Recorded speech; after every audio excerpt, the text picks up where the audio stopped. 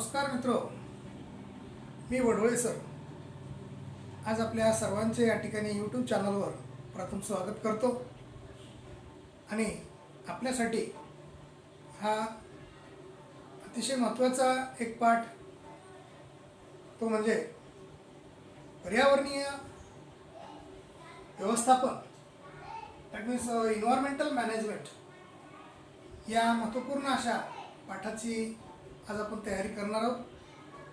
त्यामध्ये महत्त्वपूर्ण अशा या मुद्द्यावर सविस्तर चर्चा आपल्याला करायची तर ती म्हणजे पर्यावरण ही संकल्पना ही आपल्याला प्रथम समजून घ्यायचं आहे। त्याचबरोबर परिसंस्था हा सुद्धा एक महत्त्वपूर्ण कन्सेप्ट या ठिकाणी आपल्याला चर्चेमध्ये घ्यायचं आहे। त्याला आपण परिसंस्था कशाला म्हणायचं, परिसंस्थेचे महत्त्वपूर्ण घटक कोणते, परिसंस्था ही कोणकोणत्या प्रकारची आहे, परिसंस्थेची उदाहरणं काय आहेत, या सर्व गोष्टीबद्दल सारांश या मुद्द्यामध्ये आपण करणार आहोत। त्याचबरोबर परिसंस्था आणि पर्यावरण संबंध हा एक महत्त्वाचा कन्सेप्ट आपल्याला क्लिअर करायचा आहे। म्हणजे ही परिसंस्था आणि हे पर्यावरण या दोन्ही अंतर्गत जे काही संबंध आहेत तर ते आपण लक्षात घेऊया। त्याचबरोबर पर्यावरणाचं संवर्धन म्हणजेच पर्यावरणाचं जतन, संरक्षण, व्यवस्थापन, नियोजन या सगळ्या गोष्टी अंतर्भूत असतील। तर पर्यावरणाचं संवर्धन ही तर काळाची गरज या संदर्भात आपण चर्चा करूया। त्याचबरोबर पर्यावरण संवर्धन आणि जैवविविधता ही या ठिकाणी महत्त्वपूर्ण संबंधाची बाजू आमच्या लक्षात येणार आहे की पर्यावरणाचं संवर्धन आणि ही जैवविविधता काय सांगते। त्याचबरोबर हा शेवटचा मुद्दा म्हणजे जैवविविधतेची संवेदनक्षम क्षेत्रे याबद्दल आपण चर्चा करूया। तर मित्र, या ठिकाणी पर्यावरणाचं जे काही व्यवस्थापन आहे हे तर आपण लक्षात घेऊच। प्रथम पर्यावरण कशाला म्हणतात, पर्यावरण कोण आहे, पर्यावरण कुठं आहे, पर्यावरण कशा प्रकारचं आहे, पर्यावरणात कोणकोणते घटक असतात याबद्दल सविस्तर चर्चा या ठिकाणी आज आपण करू। तर मित्र, लक्षात घ्या, आम्ही जिथं राहतो, ज्या माध्यमामध्ये राहतो, ज्या सानिध्यामध्ये राहतो, तर हेच तर पर्यावरण आहे। पर्यावरण व्याख्येच्या रूपात आपल्याला असं सांगता येईल, मानवाच्या सभोवताली म्हणण्यापेक्षा सजीवांच्या सभोवताली जैविक आणि अजैविक घटक हे या ठिकाणी आपल्याला पाहायला मिळतं। जैविक म्हणजे सजीव आणि अजैविक म्हणजे निर्जीव। तर मानवाच्या सजीवांच्या सभोवताली असलेल्या जैविक आणि अजैविक घटकांनाच एकत्रितपणे आपण काय म्हणतो, पर्यावरण। व्याख्या काय म्हणली लक्षात घ्या, जैविक असं म्हणू सजीवांच्या सभोवताली, लक्षात घ्या व्याख्या नोंद असावी, सजीवांच्या सभोवताली असलेल्या जैविक म्हणजे सजीव आणि अजैविक म्हणजे निर्जीव घटकांना एकत्रितपणे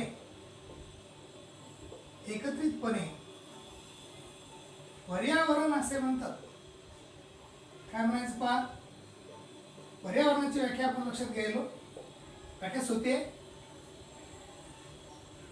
सजीवांच्या सभोवताली जैविक आणि अजैविक घटक आहेत। हो, सजीव आणि निर्जीव या दोन्ही घटकांचा हा अंतर्भाव या पर्यावरणामध्ये, या पृथ्वीवर, या सृष्टीवर आपल्याला पाहायला मिळतो। आणि या पर्यावरणाअंतर्गत सजीव आणि निर्जीव, जैविक आणि अजैविक हे दोन्ही घटक या ठिकाणी अविभाज्य आहेत। आम्ही तर सजीव आहोत, पर्यावरणातील आम्ही अविभाज्य घटक आहोत। मग आणि पर्यावरण हा आमच्या जीवनातला अविभाज्य घटक आहे। That means We can live in environment and environment live in us. पर्यावरणामुळे आम्ही सुरक्षित आहोत आणि आमच्यामुळे पर्यावरण सुरक्षित आहे. लक्षात घ्या, जर पर्यावरण सुरक्षित तर आम्ही सुरक्षित. मग या ठिकाणी आमची एक महत्त्वपूर्ण कर्तव्याची बाजू आपल्याला थोडीशी समजून घ्यायची आहे. हे जे पर्यावरण आहे तर हे पर्यावरण जे एक पृथ्वीच्या माध्यमातून या ठिकाणी आपल्याला पाहायला मिळतं. तर या पृथ्वीवरलं जे काही पर्यावरण आहे किंवा पृथ्वी आहे ही एवढी सुजलाम सुफलाम पृथ्वी आहे. तर ही काही पूर्वजांना आपल्याला प्राप्त करून दिलेली आहे असा विषय नाही. हा काही वारसा हक्क आपला नाही असं म्हणता येईल आपल्याला की पृथ्वी आपल्या पूर्वजांना दिलेला काही वारसा हक्क नाही, परंतु पुढील पिढीनं मात्र हे उसनवार दिलेलं एक माध्यम आहे, एक घटक आहे जो या ठिकाणी आपल्याला जीवन जगण्यासाठी पुरेसा ठरतो. तर मित्र, पुढच्या पिढीनं हा आपल्याला उसनवार दिलेला हा पर्यावरणाचा भाग आहे. म्हणून या पर्यावरणाचं जतन, संरक्षण, संवर्धन, व्यवस्थापन, सुनियोजन हे करणं हे आमचं आद्य कर्तव्य आहे, ही आमची जिम्मेदारी आहे. मला या ठिकाणी हे सांगायचं आहे की पर्यावरणाअंतर्गत असणारा पर्यावरणाचा तर परिपूर्ण या ठिकाणी आपण सदुपयोग करतोच, फायदा घेतोच, घ्यावाच, कारण हा आमचा जन्मसिद्ध हक्क आहे. त्या पर्यावरण अंतर्गत असणाऱ्या सर्व घटकांचा या ठिकाणी आम्हाला वापर करण्याचा, परिपूर्ण पद्धतीनं वापर करण्याचा पूर्णतः हक्क आहे. परंतु या पर्यावरणाचा वापर करत असताना हा वापर गैरवापर होणार नाही, या पर्यावरणाचं खच्चीकरण होणार नाही, या पर्यावरणाची नासधूस होणार नाही, या पर्यावरणामध्ये दुसरे काही प्रदूषणयुक्त घटक वाढणार नाहीत. यासारख्या सर्व घटकावर आपल्याला लक्ष केंद्रित करायचे. आपल्या हातून या ठिकाणी पर्यावरणाचं संवर्धन, जतन, संरक्षण कसं होईल, व्यवस्थापन कसं होईल याबाबतीत आपल्याला लक्ष केंद्रित करायचे आणि एकंदरीत पर्यावरणाला आपला मित्र बनवून घ्यायचे. पर्यावरण स्नेही या ठिकाणी सर्व कृत्य या ठिकाणी आपल्याला करायचे. तर मित्र, गांधीजींनी सुद्धा आपल्याला सांगितले की पृथ्वी ही आमच्या प्रत्येक अपेक्षा, इच्छा पूर्ण करण्यासाठी समर्थ आहे. परंतु आमचा जो हव्यास आहे तर हा हव्यास जर वाढीव असेल, सारखा जर आमचा हव्यास या ठिकाणी जर वाढणारा असेल तर तो या ठिकाणी पृथ्वी पूर्ण करू शकणार नाही.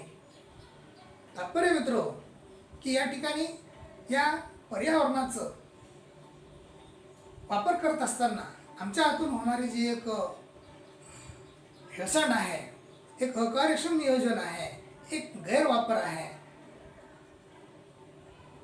मोठ्या प्रमाणामध्ये वाढणारं प्रदूषण आहे, सरासरी या पर्यावरणाचं होणारं खच्चीकरण आहे, या पर्यावरणाची नासधूस आहे, पर्यावरणातील घटकांचा ऱ्हास आहे, संपुष्टात आणणाऱ्या काही गोष्टी आहेत, सजीव आहेत, ज्या ठिकाणी जैवविविधता या ठिकाणी आपली संकटामध्ये येते आहे, काही नामशेष जाती या ठिकाणी शिल्लक राहिलेल्या आहेत. तर सरासरी या सर्व काही गोष्टींचा सरासर विचार करून या ठिकाणी आपल्याला प्रत्येक पाऊल हा विचारपूर्वकच ठेवायचे. पर्यावरण या ठिकाणी आम्हाला सेविंग करायचे, तरच या ठिकाणी आमची भावी पिढी ही निरोगी, निरामय, सुखी, समाधानी ही जगू शकेल. अन्यथा आमच्या कृत्यामुळं, दुष्कृत्यामुळं होणारे जे एक साईड इफेक्ट आहेत अथवा जे काही परिणाम आहे, दुष्परिणाम ज्याला आपण म्हणतो, तर हे दुष्परिणाम आपल्या पुढील पिढीला भोगण्याची वेळ येईल. तर मित्र, ही या ठिकाणी संकल्पना आपल्याला लक्षात तर आली असेलच. पर्यावरणाची व्याख्या सुद्धा आमच्या लक्षात येते, ती म्हणजे सजीवांच्या सभोवताली असलेल्या जैविक आणि अजैविक घटकालाच आपण एकत्रितपणे पर्यावरण असं म्हणतो. तर मित्र, पुढच्या महत्त्वपूर्ण मुद्द्याला या ठिकाणी मी सुरुवात करतोय, तो म्हणजे परिसंस्था. लक्षात घ्या, परिसंस्था कशाला म्हणतो आपण, परिसंस्था ही कोण आहे याबद्दल सविस्तर चर्चा ही आपल्याला या ठिकाणी करायचं आहे. व्याख्या मांडतो. लक्षात घ्या, परिसंस्था म्हणजे काय तर पर्यावरणातील, काय म्हणतोय, पर्यावरणातील जैविक आणि अजैविक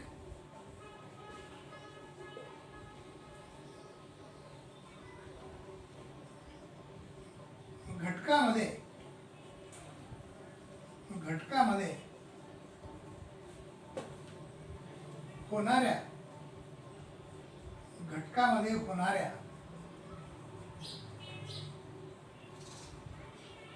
आंतरक्रियांना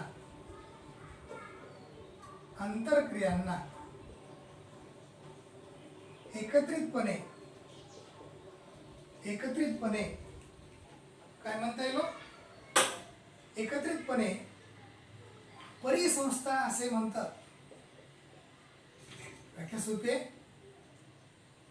परिसंस्था म्हणतात.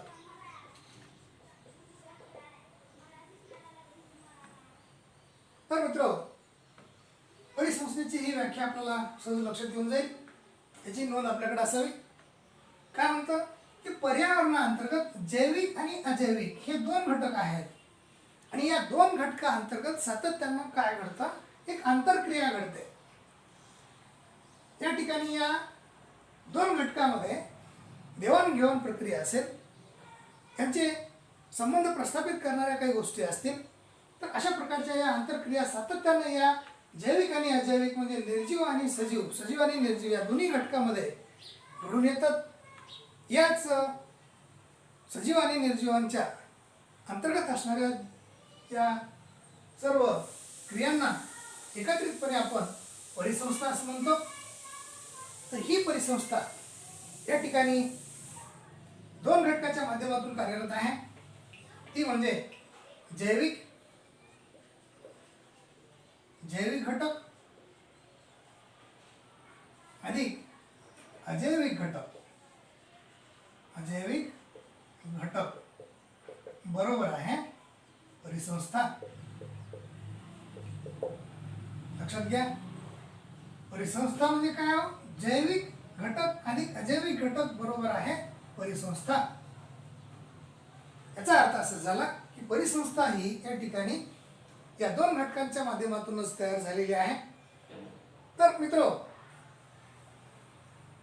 परिसंस्थेच्या संदर्भात अधिक चर्चा करत असताना त्यातील घटकाबद्दल थोडीशी प्रथम आपण चर्चा करूया. काय सांगते की अजैविक घटक उदाहरणामध्ये आमच्या लक्षात येतील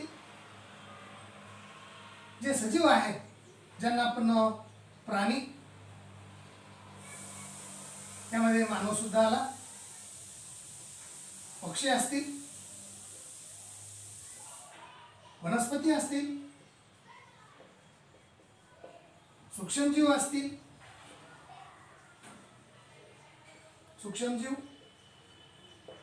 तर इत्यादी घटक हे या ठिकाणी जैविक घटक म्हणून लक्षात येतात. त्याचबरोबर अजैविक घटकामध्ये जर आपण लक्षात घेतलं तर यामध्ये जमीन आहे, पाणी आहे, हवा आहे, प्रकाश आहे,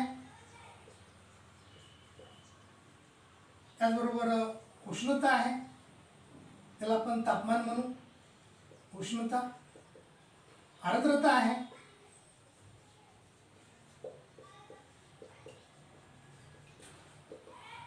इत्यादी घटक या ठिकाणी या अजैविक घटकामध्ये असल्याचं लक्षात येतील आणि हे घटक मात्र जैविक घटक म्हणून लक्षात येतील.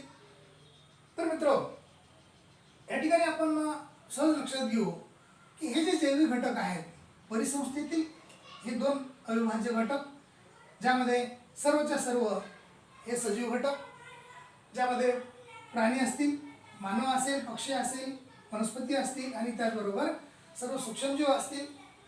या अजैविक घटकामध्ये जमीन, पाणी, हवा, प्रकाश, सूर्यप्रकाश, उष्णता, तापमान, आर्द्रता, डोंगर, पर्वत वगैरे या सर्व गोष्टी या अजैविक घटकामध्ये अंतर्भूत असतील.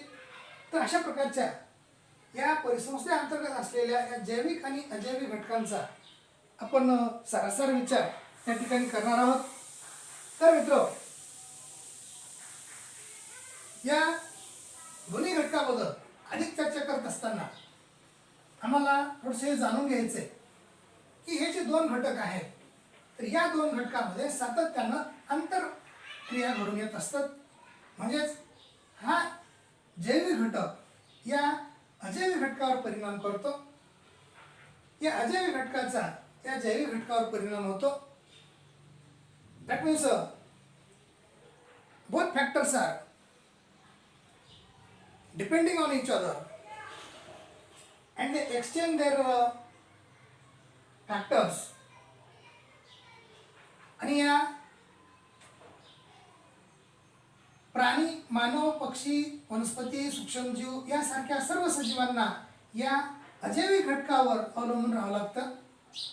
या अजैविक घटकाची जी एक प्रमाणता आहे, त्या अजैविक घटकांची जी एक शुद्धता आहे, या सर्व गोष्टी या घटकावर आधारित असतील. म्हणजेच हा घटक या घटकावर डिपेंड आहे आणि हा घटक या घटकावर डिपेंड आहे. That means both are depending on each other. अशा प्रकारची ही या दोन घटकांची बाजू आमच्या लक्षात येते. मग ही परिसंस्था बनते कशी, याबद्दल आपल्याला चर्चा करायचं आहे.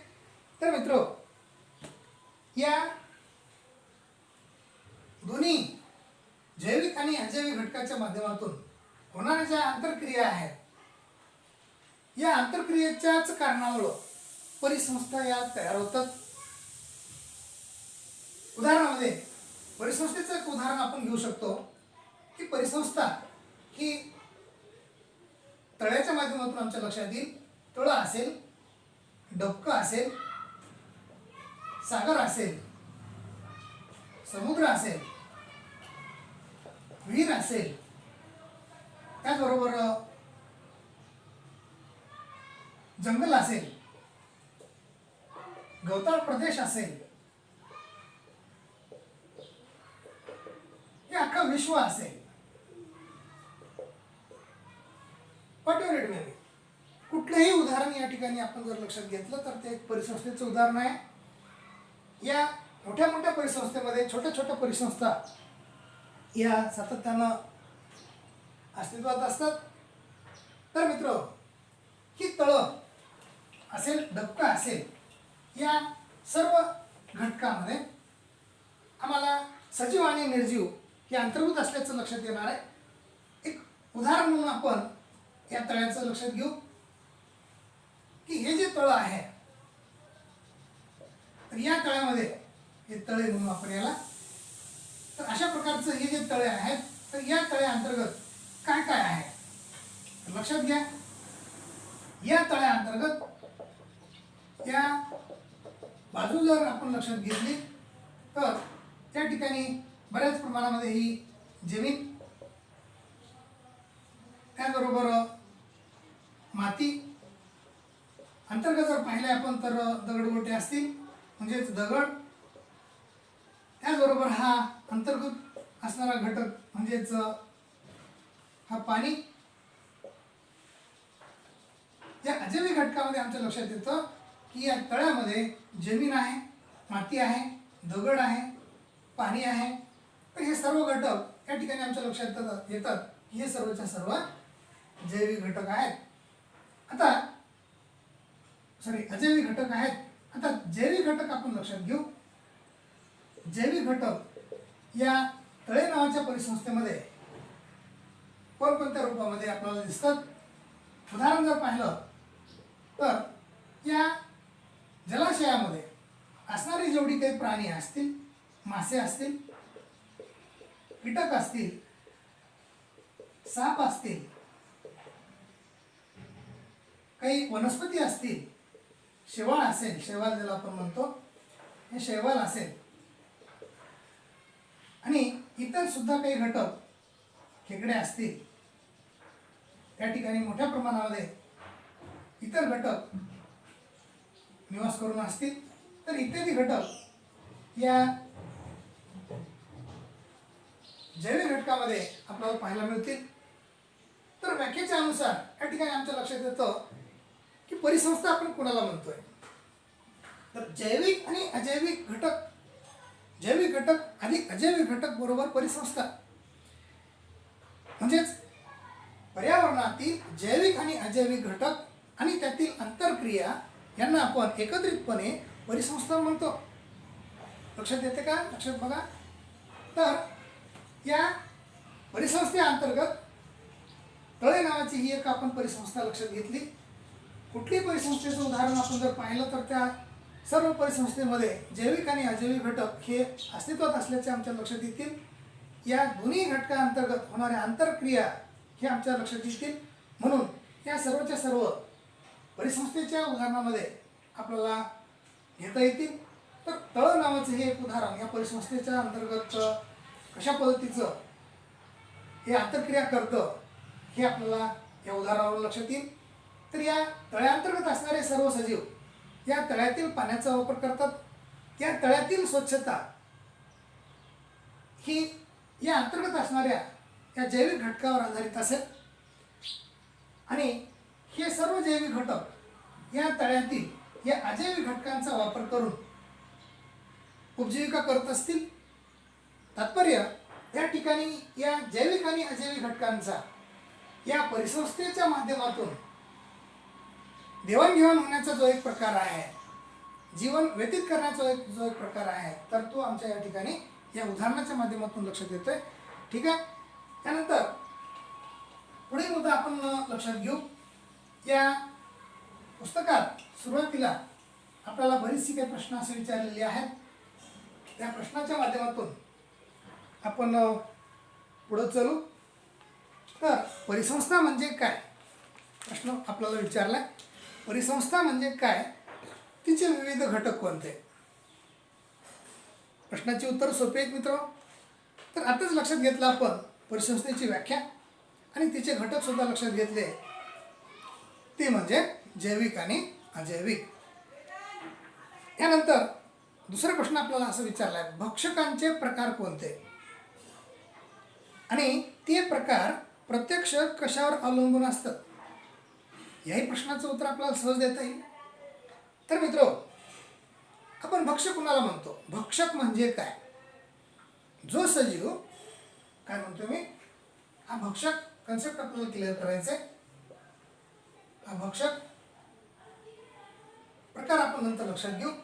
तर भक्षक आपण कुणाला म्हणतो, हु इज कन्झ्युमर.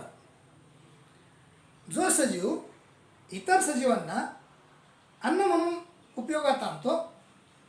काय म्हणतोय मी, जो सजीव इतर सजीवांना अन्न म्हणून उपयोगात आणतोय किंवा उपयोग करतोय तो भक्षक म्हणून ओळखला जातो.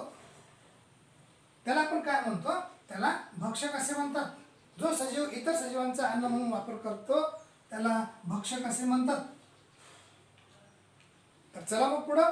तर भक्षक हा प्रकार या ठिकाणी आम्हाला थोडासा अधिक लक्षात घ्यायचा आहे.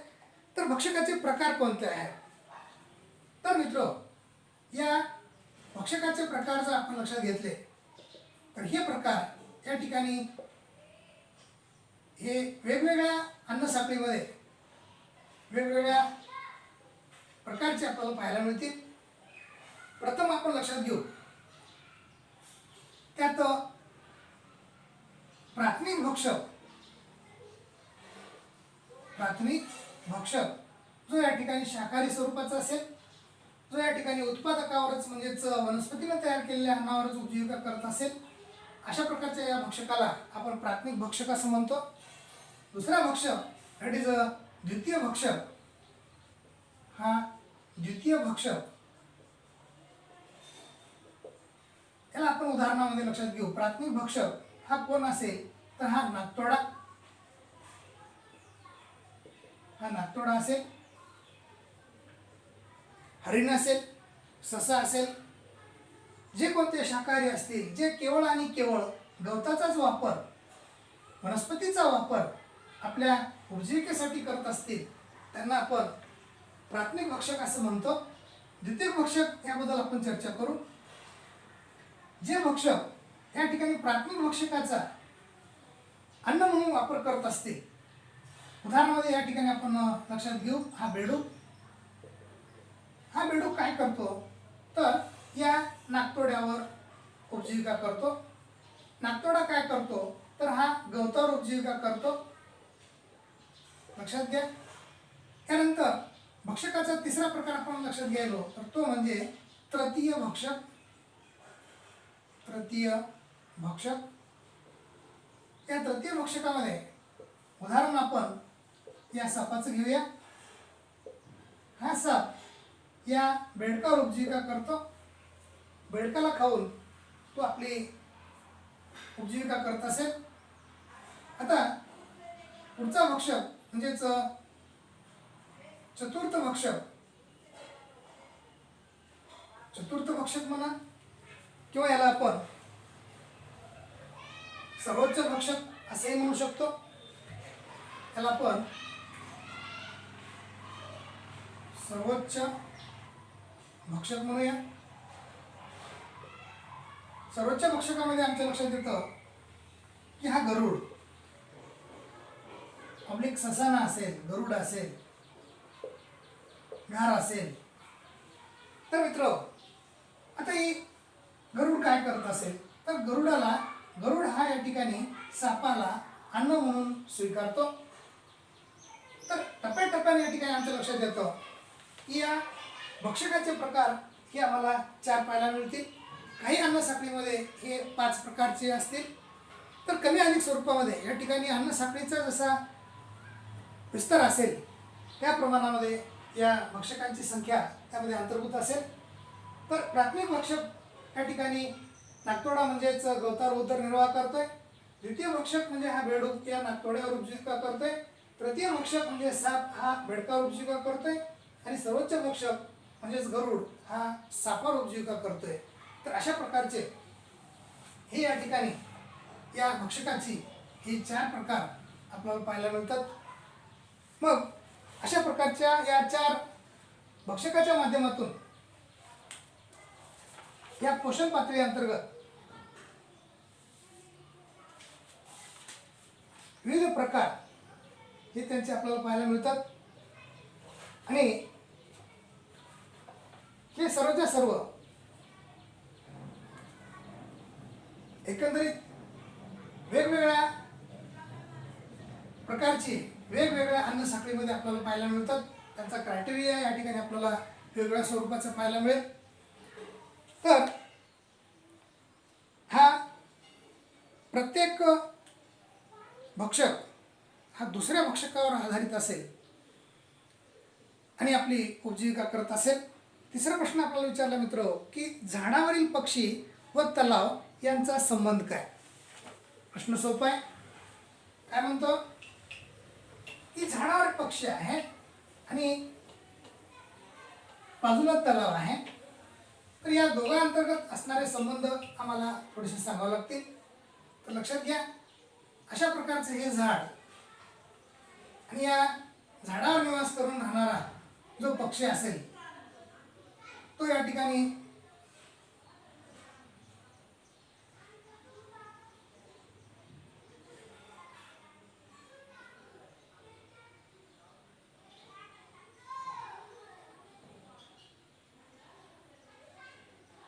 झाडावर घरटं करून हा निवास करून राहत असेल. म्हणजे झाड हा त्याचा निवारा असल्याचं आमच्या लक्षात येतं. आता या झाडाच्या जवळपास एक छोटं तळं आहे. ही तळे आणि हा या ठिकाणचा पक्षी या दोघांचा रिलेशन आम्हाला थोडासा लक्षात घ्यायचं आहे. तर मित्र या झाडावर हा आपला निवासस्थानाचा म्हणजेच निवाऱ्याचा महत्त्वपूर्ण जो एक मूलभूत गरजेचा प्रकार आहे तर तो त्या झाडावर निवास करून राहतो. त्याचबरोबर हाच पक्षी ज्यावेळेस त्याला तहान लागेल त्यावेळेस तो या ठिकाणची पाणी त्याचबरोबर या पाण्याअंतर्गत असणाऱ्या ज्या काही माश्या आहेत तर हे मासे किंवा इतर काही कीटक असतील तर ते कीटक हा अन्न म्हणून त्यांचा स्वीकार करत असेल तर लक्षात घ्या, तळे नावाच्या या परिसंस्थेमध्ये दोन प्रकारच्या परिसंस्था आपल्याला पाहायला मिळतात. झाड ही सुद्धा एक परिसंस्था आहे, तळ ही एक सुद्धा परिसंस्था आहे, जी ही जलीय परिसंस्था. या जलीय परिसंस्थेअंतर्गत याला काय प्राप्त होतं तर अन्नाची प्राप्ती होते. या वृक्ष नावाच्या परिसंस्थेच्या माध्यमातून याला काय प्राप्त होतं तर निवारा प्राप्त होतो. म्हणजेच हा पक्षी या झाड आणि या तळे नावाच्या दोन्ही परिसंस्थेमधला हा एक महत्त्वपूर्ण घटक हा दोन्हीकडे वास्तव्य करत असल्याचं आपल्या लक्षात येतंय.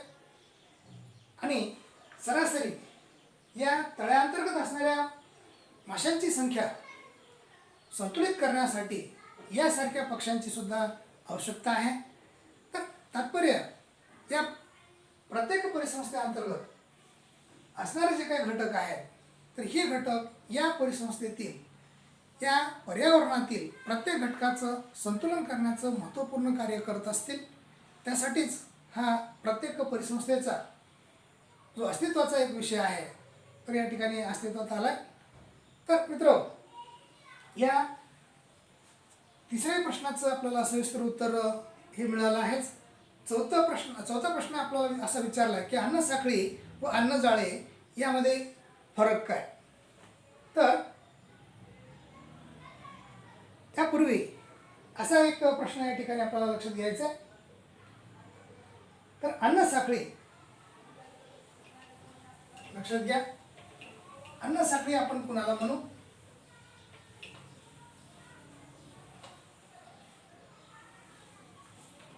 तर प्रत्येक सजीव हा या ठिकाणी विविध पोषण पातळीच्या माध्यमातून अन्नाची प्राप्ती करतोय. अन्न साखळी ही व्याख्या आपल्या पुढे मांडतोय. अन्न साखळी म्हणजे काय तर लक्षात घ्या, पृथ्वीवरील व्याख्या मांडतोय. पृथ्वीवरील उत्पादक,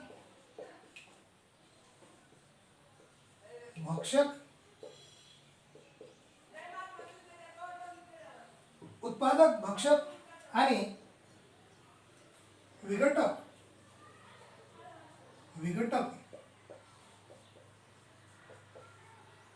यांच्यात होणाऱ्या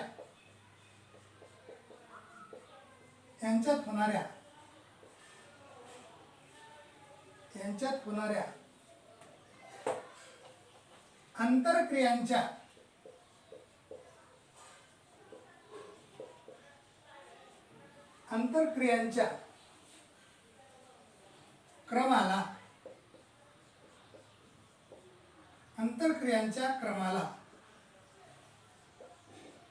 अन्न साखळी म्हणतात. व्याख्या लक्षात येते का पहा, व्याख्या महत्वाची असेल, आपल्याकडे नोंद असावी. अन्न साखळी आपण कोणाला म्हणतो तर पृथ्वीवर लक्षात घ्या, उत्पादक आहे, भक्षक आहे आणि त्याचबरोबर विघटक सुद्धा आहेत. हे तीन घटक या ठिकाणी अतिशय मोलाची कामगिरी करतात. लक्षात घ्या, हा उत्पादक म्हणजेच संख्येनं खूप मोठा असणारा त्याला आपण वनस्पती म्हणू. त्याचबरोबर याच्या पुढचा घटक म्हणजेच भक्षक हा या ठिकाणी 3-4 प्रकारामध्ये जो आत्ताच आपण मागील प्रश्नाच्या उत्तरामध्ये लक्षात घेतला, ते प्राथमिक भक्षक असेल, द्वितीय भक्षक असेल, तृतीय भक्षक असेल, सर्वोच्च भक्षक असेल आणि त्याचबरोबर हा विघटक हा या साखळीतला शेवटचा घटक, तो म्हणजे विघटक. त्याला आपण सूक्ष्मजीव म्हणू. जे जीवाणू विषाणू असतील. तर मित्र, अशा प्रकारच्या पृथ्वीवरील उत्पादक, भक्षक आणि विघटक या ज्या 3 कड्या आम्हाला पाहायला मिळतात, त्याला आपण कडी सुद्धा म्हणू शकतो. तर अन्न साखळी अंतर्गत असणारे जे काही घटक आहेत त्याला कडी म्हणा किंवा दुवे म्हणा. तर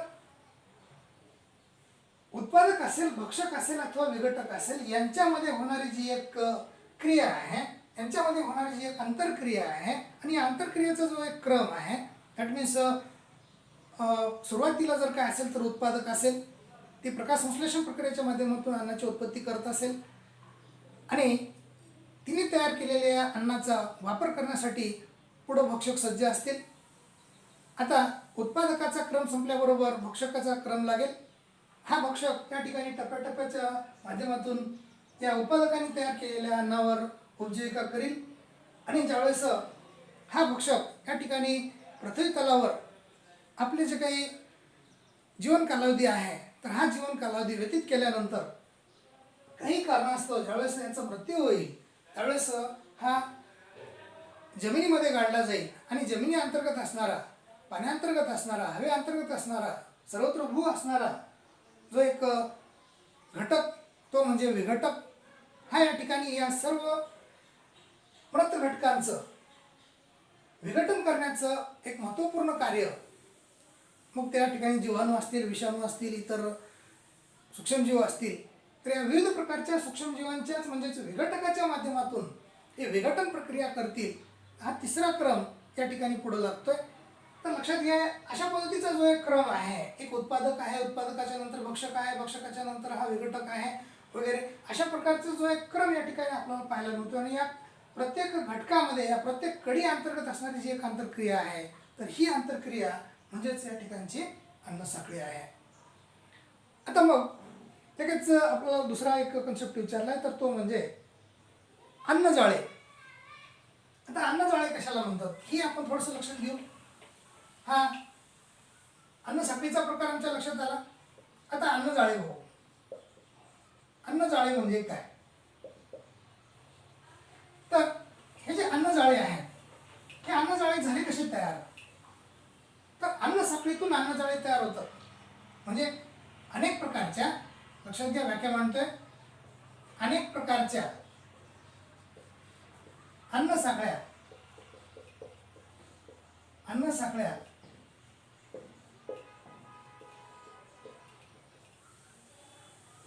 एकत्रित होऊन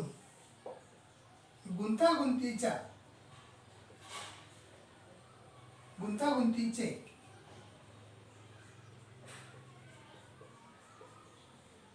जे जाळे तयार होते. लक्षात घ्या, अनेक प्रकारच्या अन्न साखळ्या एकत्र आल्यानंतर काय तयार होईल? एक जाळं तयार होईल. एक कॉम्प्लिकेटेड स्वरूपाचे गुंतागुंतीचं एक जाळं तयार होईल. तर या जाळ्यालाच, यालाच काय म्हणता येईल? यालाच अन्नजाळे असे म्हणतात. यालाच अन्नजाळे म्हणतात. व्याख्या नोंद असावी. तर अशा प्रकारचा या अन्नजाळ्याचा प्रकार आमच्या लक्षात येतोय. अन्न साखळी ही सर्व स्वरूपाची असेल. अन्न साखळीमध्ये आता आपण लक्षात घेतलं की उत्पादक असेल, भक्षक असेल, विघटक असेल. तर या ज्या अंतर्गत असणाऱ्या कड्या आहेत, तर या कड्या आपल्याला सर्व स्वरूपामध्ये मांडल्याच्या लक्षात येतील, सर्व रेषेमध्ये असल्याच्या लक्षात येतील. परंतु काही अन्न साखळ्या ज्यावेळेस या गुंतागुंतीच्या असल्याचं आपल्या लक्षात येईल, किंवा एखाद्या अन्नावर उदाहरणामध्ये आपण सहज असं सांगू शकतो की गवत हा जो एक उत्पादकाचा प्रकार आहे, तर या गवतावर उपजीविका करणारा केवळ नागतोडा नाही. काय म्हणतो मी? केवळ नागतोडाच गवत खातो का? नाही. तर या गवताला हरिण सुद्धा खात असेल, या गवताला ससा सुद्धा खात असेल, या गवताला बकरी खात असेल, व्हॉटएव्हर इट मे बी. तर अशा प्रकारचे जे काही घटक आहेत, तर हे घटक या गवताचा अन्न म्हणून वापर करणारे भरपूर असतील संख्येनं. आणि मग अशा प्रकारची ही गवत नावाची जी एक बाजू आहे, परिसंस्थेतील एक जैविक घटक आहे. या जैविक घटकावर म्हणजेच या उत्पादकावर उपजीविका करणारे हे असंख्य घटक असतील. दुसरा घटक या ठिकाणी आता आपण लक्षात घेऊ, तो म्हणजे बेडूक म्हणतो या ठिकाणी. आता हा जो बेडूक आहे, तर या बेडकाला केवळ सापच खातो का? नाही. मग सापाच्या व्यतिरिक्त हा गरुड सुद्धा या सापाला बेडकाला खात असेल. साप खाण्याच्या ऐवजी हा काय खात असेल? बेडकाला सुद्धा खात असेल. बेडकाला दुसरे इतर सुद्धा पक्षी खात असतील. बेडकाला इतर पक्षी खात असतील. बाकीचे इतर प्राणी सुद्धा बेडकावर उपजीविका करत असतील. म्हणजे बेडूक नावाचा हा जो एक द्वितीय भक्षक आहे, द्वितीय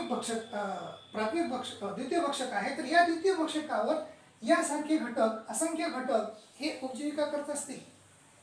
म्हणजे अशा प्रकारच्या एखाद्या अन्न साखळी अंतर्गत असणाऱ्या एका प्राण्याला अनेक प्रकारच्या भक्षकांचं भक्ष्य व्हावं लागतं.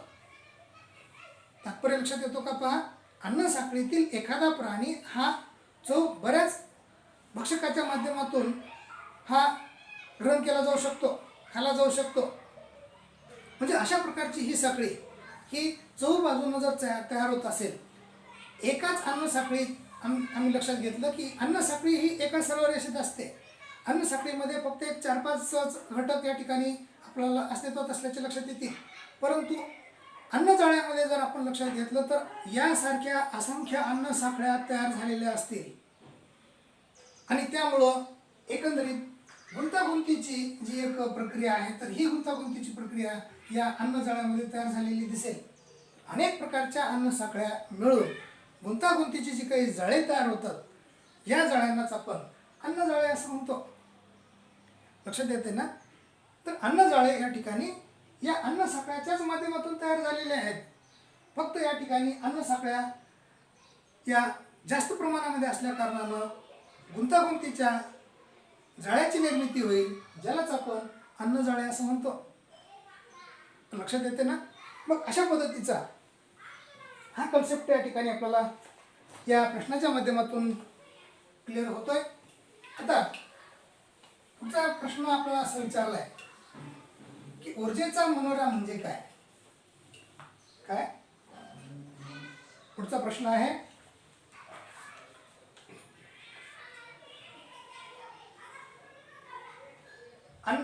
पहिला प्रश्न आपल्याला असा विचारलाय, अन्न साखळीमधील विविध पोषण पातळ्या कोणत्या? ठीक आहे. पोषण पातळ्या आणि ऊर्जेचा मनोरा म्हणजे काय, हाही आपल्याला या ठिकाणी मुद्दा विचारलाय. तर ऊर्जेचा मनोरा याची व्याख्या आपल्याला अशी सांगता येईल. काय म्हणते पहा, ऊर्जेचा मनोरा. ऊर्जेचा मनोरा आपण कोणाला म्हणतो? व्याख्या लक्षात घ्या. विविध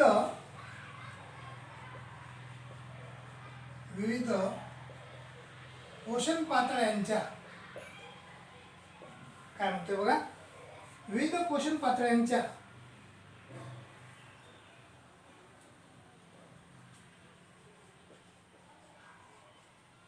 कल्पना येण्यासाठी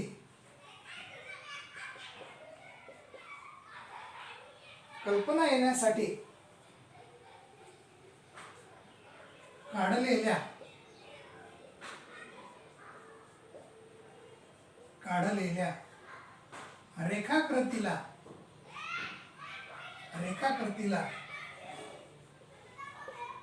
ऊर्जेचा मनोरा म्हणतात. काय म्हणते व्याख्या लक्षात घ्या. विविध पोषण पातळ्या आहेत, ते आपण या ठिकाणी लगेच लक्षात घेऊ.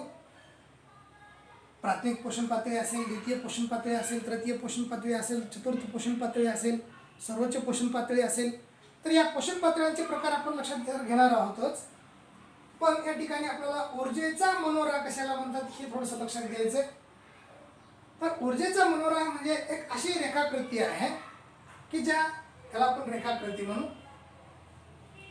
की ज्या रेखाकृतीच्या माध्यमातून आम्हाला कशाची कल्पना येणार आहे, तर ऊर्जेची कल्पना येणार आहे. कशाची? ऊर्जेची कल्पना येणार आहे. कुणामधली? विविध पोषण पातळ्यांच्या अंतर्गत असणारी जी एक ऊर्जा आहे, तर ही ऊर्जेची कल्पना येण्यासाठी काढलेली जी एक रेखाकृती आहे, तर या रेखाकृतीला आपण ऊर्जेचा मनोरा असे म्हणतो.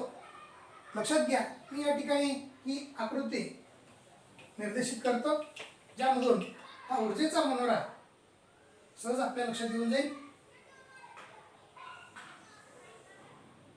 हा अशा पद्धतीचा जो एक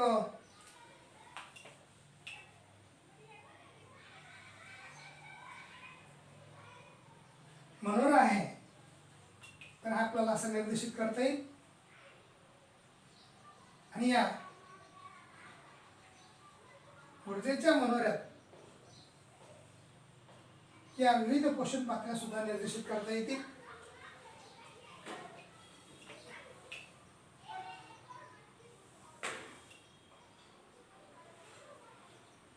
हा झाला ऊर्जेचा मनोरा.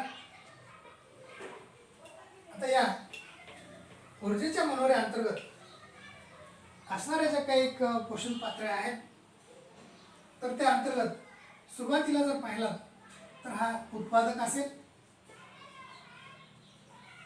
हा उत्पादक, ज्या उत्पादकाला आपण उदाहरणाच्या माध्यमातून वनस्पती म्हणू, गवत असेल, वृक्ष असतील. त्यानंतर हा दुसरा कन्सेप्ट आपल्या लक्षात येईल, हा प्राथमिक पोषण पातळी. प्राथमिक पोषण पातळी ही उत्पादक पोषण पातळी आहे. उत्पादक पोषण पातळी ही प्राथमिक पोषण पातळी ही द्वितीय पोषण पातळी, द्वितीय पोषण पातळी ही तृतीय पोषण पातळी, आणि ही सर्वोच्च म्हणा किंवा चतुर्थ म्हणा, चतुर्थ पोषण पातळी, किंवा याला आपण सर्वोच्च पोषण पातळी असे म्हणू शकतो. आता या अंतर्गत आमच्या लक्षात येणार आहे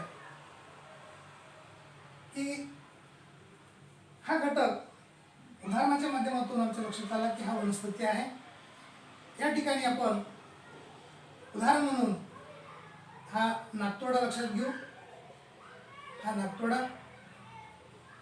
नागतोडा असेल, हरिण असेल, ससा असेल, यासारखी उदाहरणं आपण घेऊ शकतो. द्वितीय पोषण पातळीमध्ये जर पाहिलं आपण तर हा बेडूक असेल. तृतीय पोषण पातळीमध्ये त्या ठिकाणी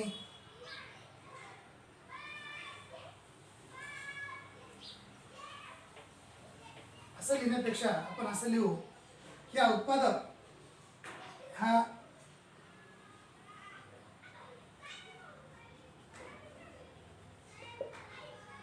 दुसरा,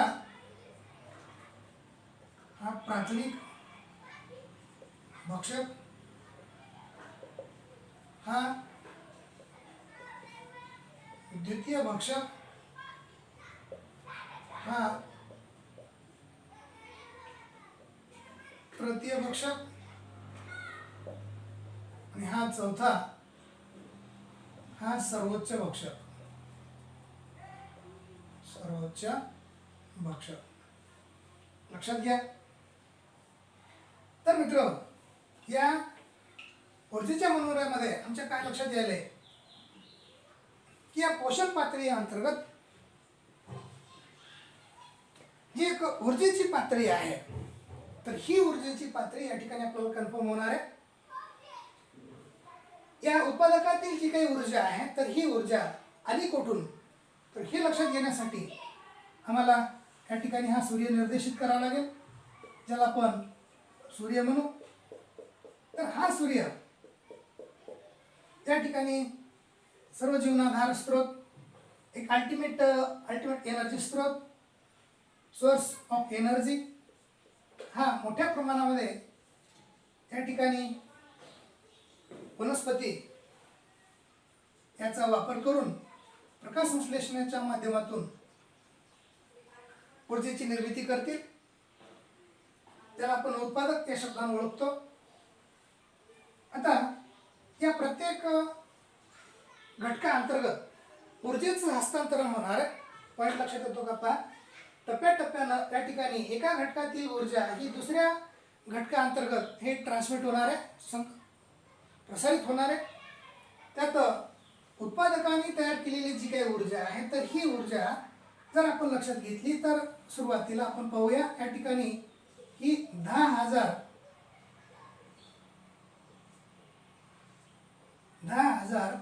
किलो कॅलरी इतक्या प्रमाणामध्ये या उत्पादकांतर्गत असणारी ऊर्जा आहे. आता ही या ठिकाणी जर पाहिली तर आमच्या लक्षात येतं की ही 1000 किलो कॅलरी एवढ्याच प्रमाणामध्ये पुढं हस्तगत झाली. आता आणखी जर पुढं पाहिलं तर या ठिकाणी ही 100 किलो कॅलरी इतक्या प्रमाणामध्ये ही ऊर्जा पुढं ट्रान्समिट होईल. ही ऊर्जेची प्रमाणता आपण या किलो कॅलरीच्या माध्यमातून लक्षात घेऊ शकतो. या ठिकाणी जर पाहिलं तर 10 किलो कॅलरी एवढ्या प्रमाणामध्ये ही ऊर्जा प्राप्त राहील आणि सर्वोच्च भक्षकाला ही केवळ 1 किलो कॅलरी